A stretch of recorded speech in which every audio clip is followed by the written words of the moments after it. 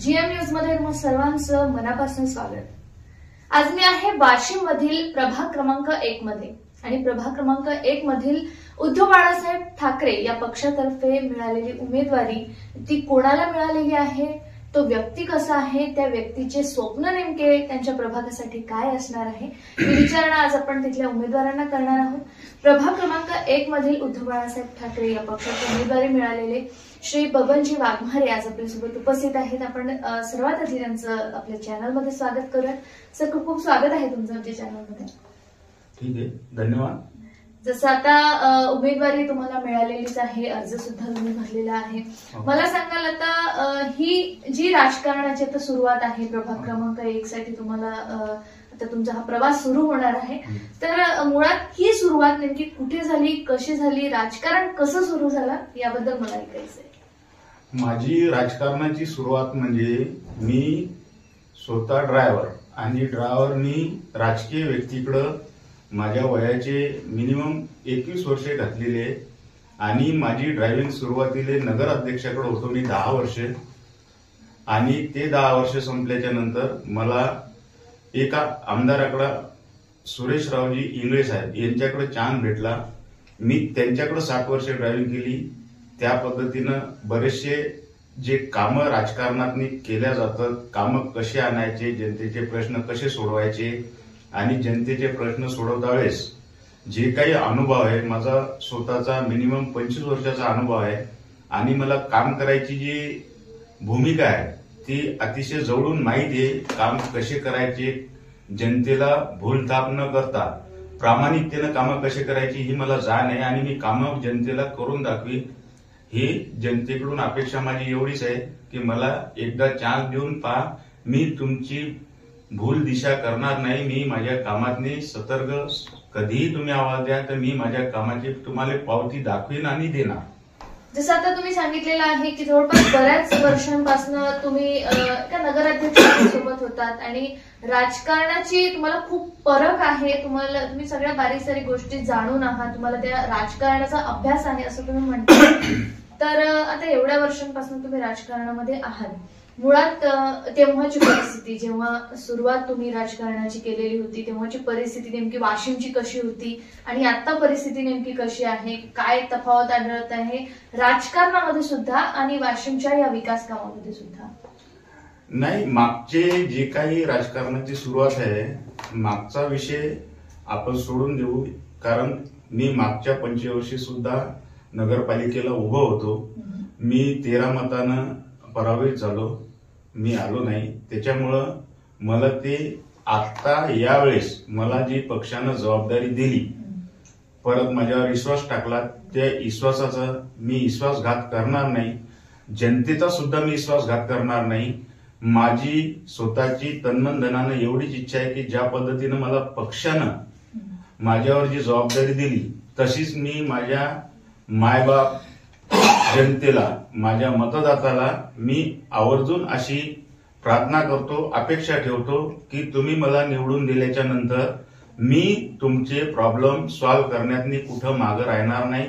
मी 101% तर कोणाकडून काम होत नाही, कितीही मोठा नेता असला तरी, पण मी माझ्या सतत जीवनामध्ये मी तुमचे कामं पार पाडण्याची हमेशा सतत कधी आवाज दिला तरी मी तुमच्या जवळ येऊन तुमचे कामं सोडण्याचे प्रयत्न करेन। केवळ अल्पमताने, म्हणजे खूपच अल्पशः मतांनी मागच्या निवडणुकीच्या दरम्यान सरांचा पराभव झालेला होता आणि इथेच ते हरलेले नाही आहेत, आणखीन हिंमत धरून आणखीन ते पुन्हा उभे राहिलेले आहेत, पुन्हा नव्याने त्यांनी आता तयारी सुरू केलेली आहे आणि त्यांचं असं म्हणणं आहे की मी या निवडणुकीमध्ये माझा पराभव, मागच्या निवडणुकीमध्ये माझा पराभव जरी झाला असला तरी या निवडणुकीमध्ये मी नक्कीच जिंकून दाखवणार आणि वाशिमच्या या प्रभाग क्रमांक 1 चा कायापालट करूनच दाखवणार। सर, आता मला हे विचारायचं आहे की आता तुमचं या निवडणुकी दरम्यान आता तयारी कशी सुरू झालेली आहे, कशा प्रकारे तुम्ही प्रभागामध्ये फिरत आहात आणि प्रभागामध्ये फिरत असताना तुम्हाला काय गोष्टी जाणवल्या? मी प्रभागातनी आज कमीत कमी 7-8 दिवसापासून फिरतो। मला बऱ्याचशा गोष्टी अशा अनुभवतात, जाणवतात आणि बऱ्याचशा कुठं काम जे जनतेला फारसा त्रास होते असे त्रास म्हणसान तर कुठं नाल्याचा प्रॉब्लेम आहे, कुठं नळाच्या पाईपलाईनचा प्रॉब्लेम आहे, कुठं पाणी पियायची व्यवस्था नाहीये आणि भरपूर अशा जागा आहेत की आज बी अगर शहरातून तिथं त्या कॉलनीत जाता वेळेस म्हणा किंवा त्या एटाळात जाता वेळेस म्हणा कुठे आज बी रस्ते नाहीये, तिथं चिखलं तुडत जा लागते, जनतेला भयानक फार त्रास होते आणि ते त्रास इतका म्हणजे 7-8 दिवसात मी जाणवला. माझी अपेक्षा एवढीच राहील की मायबाप जनतेनं अगर मला आशीर्वाद दिला तर मी हे प्रॉब्लेम 101% सॉल्व्ह करीन अशी मी जनतेकडे अपेक्षा करतो की मला तुम्ही एकदा निवडून दिलं तर तुम्हाला पुढच्या पंचवर्षीत अगर तुम्ही म्हटलं तर मी उभा राहीन, नाही तर राहणार नाही. बिलकुल. तर सरांनी सांगितलेलं आहे की या प्रभागामध्ये ते आता गेल्या 8 दिवसांपासून फिरत आहेत, तर या 8 दिवसांमध्ये त्यांना भरपूर अशा काही समस्या आढळलेल्या आहेत आणि त्याच समस्या त्यांना सॉल्व्ह करायच्या आहेत, त्याच समस्या त्यांना पूर्ण करायच्या आहेत आणि हे काम त्यांना करून दाखवल्याशिवाय ते माघार घेणार नाहीत. सर, आता आपल्या या प्रभागामध्ये प्रभाग क्रमांक 1 मध्ये विविध जाती धर्मांचे लोक राहतात. या जाती धर्मांच्या लोकांचं एकत्रीकरण किंवा मग त्यांनी एकोप्याने राहावं, एकात्मता त्यांच्यामध्ये राहावी यासाठी तुम्ही आतापर्यंत काय काय प्रयत्न केलेले आहेत आणि पुढे काय करणार? नाही, प्रत्येक वेळेस काय होते कुठल्याही जाती धर्माचा सण जो येते, समजा कदाचित देवीचा उत्सव असू द्या किंवा गणपतीचा उत्सव असू द्या किंवा बुद्ध जयंतीचा उत्सव असू द्या, 14 एप्रिलचा असू द्या, महात्मा फुले जयंतीचा विषय असू द्या, अण्णाभाऊ साठेंचा असू द्या, कुठलाही जाती धर्माचा कुठलाही भेदभाव न करता मी सतत कार्यक्रमातनी सगळ्याच्या कार्यक्रमातनी उत्साहानं राहतो आणि उत्साहानं सगळा कार्यक्रम पार पाडतो. हे माझं मिनिमम 20 वर्षापासून मी सतत सगळ्या समाजासंग धरून मी सगळ्याच्या समाजासंग मी पूर्णपणे तन्मन धनानं सगळे सण त्योहार जे काही आहेत मी आवर्जून करतो आणि मी माझ्या प्रभाग 1 मध्ये याच्याही नंतर राहणारच, पण याच्याही नंतर राहिल्याच्या नंतर मी स्वतः पुढाकार घेऊन शक्यता आपल्या सगळ्या जाती धर्माचे लोक कसे एकत्र येतील, कसे सण साजरा करतील हे 100% तिथं पुढाकार घेऊन सगळ्याच्या सामील मध्ये राहून मी चांगला करेन. सर, आता प्रभाग क्रमांक 1 हा फार मोठा प्रभाग आहे आणि या प्रभागामध्ये मला वाटते 2 नगरसेवकांना उमेदवारी आणि 2 नगरसेवक निवडून सुद्धा येणार आहे. तर भरपूर अशी काही लहान मुले असतात या प्रभागामध्ये किंवा काही वृद्ध महिला पुरुष असतात, त्यांना थोडंसं वातावरण निर्मिती व्हावी किंवा थोडंसं त्यांनाही करमणूक व्हावी, लहान मुलांना खेळण्या बागळण्यासाठी अशी काही व्यवस्था आहे किंवा ओपन स्पेस ज्याला म्हणतात ती आहे की तिथे व्यवस्थित ते खेळू बागळू शकते? तुम्हाला त्याच्यासाठी आणखी काही नूतनीकरण करायचंय? बघा, हे भरपूर मोठा प्रभाग आहे आणि भरपूर प्रभाग मोठा असला जरी करता तर याच्यातनी मिनिमम 5 ते 6 कॉलन्या आहेत आणि या 6 कॉलन्यातनी बरेचसे ओपन पेस आहेत. ओपन पेस जरी करता आहेत पण त्याच्यातनी सुधारणा नावाची कुठली व्यवस्था नाही आणि ते मी सतत पाहून राहिलो. त्याच्यातनी सुधारणा करण्यासाठी मी सतत नगरपालिकेकडे अहवाल मांडीन आणि सुधारणा करण्याचे प्रयत्न करेन. लेकरांना जे काही खेळण्याचे भांडे असतात, जे काही त्या ओपन पेस मध्ये लागतात, जेणेकरून मोठे लोक जे आहेत, माणसं लेडीज यांना फिरण्यासाठी शक्यता गट्टूचं जे आपल्याला जे चौपदरी हे लागते फिरण्यासाठी, जेणेकरून सकाळी वॉकिंग करण्यासाठी तर याच्यासाठी मी 100% झटीन आणि हे जितके बी माझ्या प्रभागातली ओपन पेस आहेत याचं सौंदर्यीकरण केल्याशिवाय सोडणार नाही आणि करूनच दाखवीन. त्यावेळेसच तुम्हाला पुढच्या पंचवर्षीत मत मागीन, नाही तर मागणार नाही.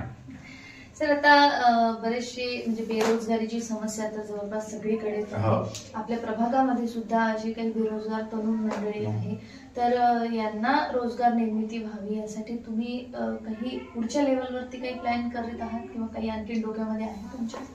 नाही, प्लॅन तर 100% केलेलाच आहे.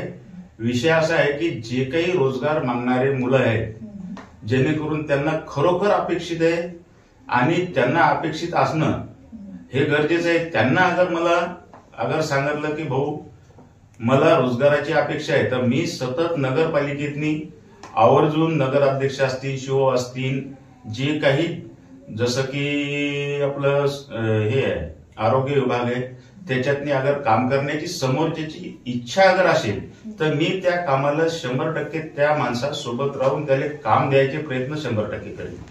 बिलकुल. आता लवकरच निवडणुका पार पडणार आहेत, येणाऱ्या 2 तारखेला निवडणुका होणार आहेत. तर या दरम्यान आता भरपूर लोक तुमच्या सोबतीलाही असतील, काही विरोधामध्ये देखील असतील. तर या सगळ्या लोकांना किंवा प्रभाग क्रमांक 1 मधील या सगळ्या जनतेला, सगळ्या रहिवाशांना विशेष करून तुमचा काय संदेश असेल किंवा काय आव्हान असेल जाता जाता? माझी अपेक्षा एवढीच राहील की तुम्हाला मी वचन देतो की मी कुठल्याही कामातनी मतभेद न करता मी तुमच्या कामाचा मार्ग लावण्याचे 100% प्रयत्न करीन आणि तुम्हाला मी काम करून दाखवीन. नगरसेवक काय असते, नगरसेवकाचे काम काय असतं, नगरसेवक कशाला म्हणतात की एकदा नगरसेवक झाल्याच्या नंतर असे बरेचसे प्रभाग आहेत, बरेचसे नगरसेवक आहेत की एकदा निवडून आल्याच्या नंतर ते कदाही जात नाहीत. पण असे काही नगरसेवक आहेत की त्यांची वाट बघतात. असे बरेचसे नगरसेवक आहेत की त्यांची वाट बघतात की भाऊ कधी येतात आणि ते आल्याच्या नंतर त्यांचा उत्साह जो असते जनतेचा की नाही नाही भाऊ काम करतात. मी त्या पद्धतीनं माझं स्वतःचं वैयक्तिक हे तुम्हाला एक विश्वास देतो की तुम्ही वाट पाहायचा आणि या पद्धतीचं काम मी करून दाखवेन. तर सरांनी सांगितलेलं आहे की एक विश्वास तुम्ही एकदा टाकून बघा. एक त्यांची विनंती आहे कळकळीची की तुम्ही एकदा त्यांना चान्स देऊन बघा. ते सिद्ध करून दाखवतील की नगरसेवक म्हणजे काय असतो, नगरसेवकाची व्याख्या नेमकी काय आहे आणि नगरसेवक हा कुठली कामे करण्यासाठी पात्र असतो, काय करू शकतो, काय करू शकत नाही. या सगळ्या गोष्टींची चर्चा आज आपण सरांची केलेली आहे. सर खूप खूप धन्यवाद दिलेल्या सगळ्या सविस्तर माहितीसाठी. आणि मी उद्धव बाळासाहेब ठाकरे या पक्षाकडून उभा आहे. माझी निशाणी मशाल आहे. माझ्या सोबतीला नंदाताई संजय चव्हाण ह्या जोडीला आहेत. आमच्या अध्यक्षपदी आमची रेखाताई मापारी आहे आणि मी स्वतः बबन संभाजी वाघमारे.